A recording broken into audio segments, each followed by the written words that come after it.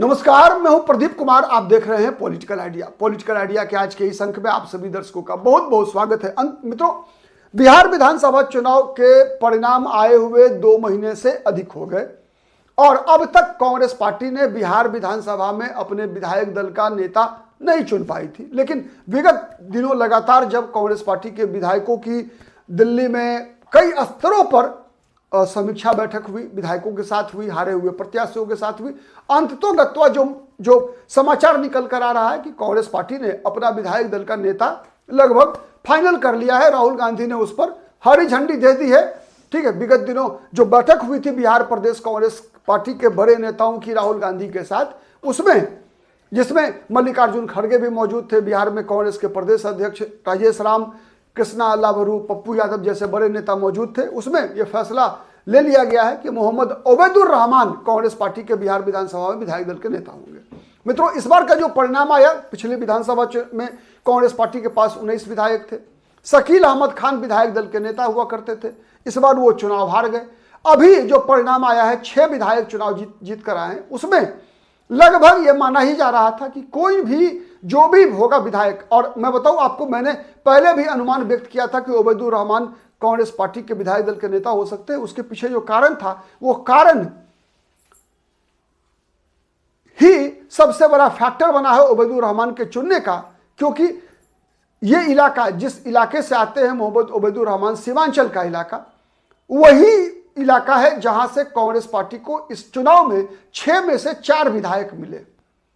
एक कारण रहा, 6 में 4 सीट, कांग्रेस 6 सीट जीती है, उसमें 4 सीट केवल सीमांचल से मिलना, ये एक इस बात का संकेत था कि कांग्रेस अपना विधायक दल का नेता उसी क्षेत्र से बनाएगी। 4 जो विधायक हैं, ओबैदुर रहमान अररिया से, किशनगंज से कमरुल होदा, कटिहार के मनिहारी विधानसभा सीट जो कि अनुसूचित जनजाति के लिए सुरक्षित विधानसभा सीट है, वहां से मनोहर प्रसाद सिंह, और फारबिसगंज विधानसभा सीट से जीते हैं मनोज विश्वास। तो इसीलिए इसी क्षेत्र से आना था, और चूंकि इस क्षेत्र से कांग्रेस का जनाधार, कांग्रेस को सर्वाधिक वोट अगर समाज के किसी वर्ग का मिला तो वो वर्ग था मुसलमान। बिहार में इस बार अगर कांग्रेस को सबसे ज्यादा, कांग्रेस के पक्ष में अगर सबसे फ्रंट फुट पर अगर किसी वर्ग ने आकर कांग्रेस पार्टी के लिए चुनाव में लड़ाई लड़ी है तो वो वर्ग है मुसलमान। मुसलमानों में महागठबंधन के साथ जितने भी मुसलमान जुड़े हुए रहे, उसमें तेजस्वी यादव से बड़ी भूमिका रही राहुल गांधी की। क्योंकि केंद्र की राजनीति में, मैंने कई बार बताया है, केंद्र की राजनीति में जितने भी नरेंद्र मोदी विरोधी मतदाता हैं, विशेषकर मुसलमान मतदाता, राहुल गांधी को ही नरेंद्र मोदी का विकल्प मानते हैं। इसीलिए राहुल गांधी और कांग्रेस पार्टी को मुसलमानों का समर्थन मिलता है। तो इस कारण से ओबैदुर रहमान का विधायक दल का नेता चुना जाना लगभग तय था। साथ ही कांग्रेस के जो अन्य 2 विधायक हैं, वो है सुरेंद्र प्रसाद कुशवाहा जो कि वाल्मीकि नगर विधानसभा सीट से जीते हैं, और अभिषेक रंजन जो कि चनपटिया। तो ये दोनों जीत कर आए हैं कहां से? चंपारण इलाके से। और इन दोनों का मार्जिन बहुत कम रहा है। ठीक, और ये कहा जाता है कि ये एक संजोग है, मतलब जिन सीटों पर कांग्रेस के जीतने की संभावना अधिक थी वहां कांग्रेस नहीं जीत सकी, और सुरेंद्र प्रसाद कुशवाहा, अभिषेक रंजन के जीत मुश्किल फाइट में थे, लेकिन फिर भी वहां से इनकी जीत हुई है। बीजेपी के राम सिंह काफी लोकप्रिय नेता रहे वाल्मीकि नगर में, लेकिन फिर भी बीजेपी के नहीं, वहां जदयू के उम्मीदवार थे धीरेन्द्र कुमार सिंह। ठीक है, तो धीरेन्द्र कुमार सिंह को हराना कई लोगों को आश्चर्य में लगा। उसके अलावा चनपटिया में मनीष कश्यप के चुनाव लड़ने का फायदा जो है अभिषेक रंजन को मिला। कलवार जाति से आते हैं, सुरेंद्र प्रसाद कुशवाहा जाति से आते हैं, मनोज विश्वास कामत अति पिछड़ा समाज से आते हैं।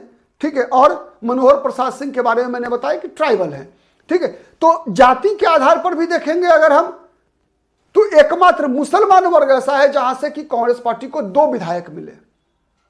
केवल मुस्लिम मतदाता ही ऐसे हैं जहां कांग्रेस पार्टी 2 विधानसभा सीटें जीतने में, माने 2 उम्मीदवार मुसलमान कांग्रेस के जीतने में कामयाब रहे। इसके अलावा एक आदिवासी, एक कलवार, एक कुशवाहा। ठीक है, तो इस प्रकार का हिसाब किताब रहा है कांग्रेस पार्टी का। दूसरी बात एक और है कि ओबैदुर रहमान एकमात्र मनोहर प्रसाद सिंह के अलावे, चूंकि मनोहर प्रसाद सिंह को बिहार का जो चुनावी राजनीतिक समीकरण है, वैसे 6 विधायक में वरिष्ठतम विधायक है मनोहर प्रसाद सिंह, सबसे सीनियर हैं। लेकिन चूंकि आदिवासी समाज से आते हैं और आदिवासी मत बिहार विधानसभा चुनाव में कितना महत्व रखता है आपको बताने की आवश्यकता नहीं है, चूंकि आदिवासियों के लिए 2 विधानसभा सीटें बिहार में मात्र सुरक्षित है, एक मनिहारी और दूसरा कटोरिया विधानसभा सीट जो कि बांका जिले में पड़ता है। ठीक है, तो इसीलिए मुसलमान ही सबसे बेहतर कैंडिडेट हो सकते थे विधायक दल के नेता के लिए, और दूसरा पिछले विधानसभा चुनाव में जैसा मैंने बताया शकील अहमद खान थे।